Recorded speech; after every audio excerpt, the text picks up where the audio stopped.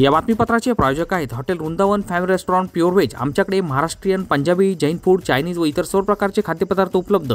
Parcel सुविधा देखील उपलब्ध। फॅमिलीसाठी येवला शहरात कुठेही पिकअप ड्रॉपची सुविधा।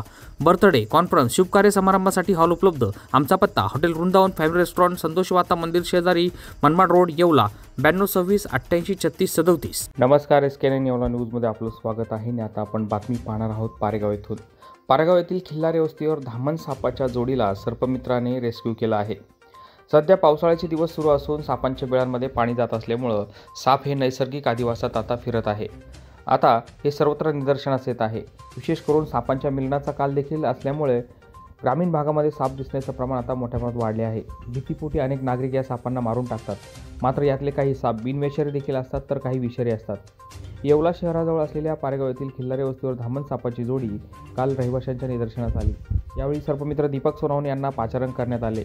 दीपक सोनवणे यांनी तात्काळ घटनास्थळी दाखल होत दोन्ही धामण सापांना रेस्क्यू करून त्यांच्या नैसर्गिक अधिवासात सोडून दिले आहे। यावेळी दीपक सोनवणे यांनी या सापांना न मारण्याचं आवाहन केलं आहे।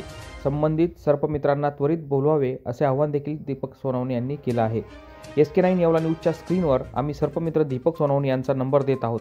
कृपया सर्व येवला तालुका परिसरातील सर्व रहिवाशांनी, नागरिकांनी सापांना न मारता दीपक सोनवणे यांना कॉल करावा ही विनंती SK9 येवला न्यूजच्या वतीनं करण्यात येत आहे। SK9 येवला न्यूजसाठी ब्युरो रिपोर्ट, येवला। नमस्कार, मी दीपक सोनवणे, सर्पमित्र। सध्या पावसाचे दिवस आहेत।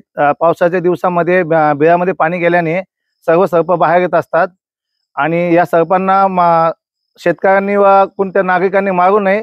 सर्प हा माणसांचा मित्रच आहे।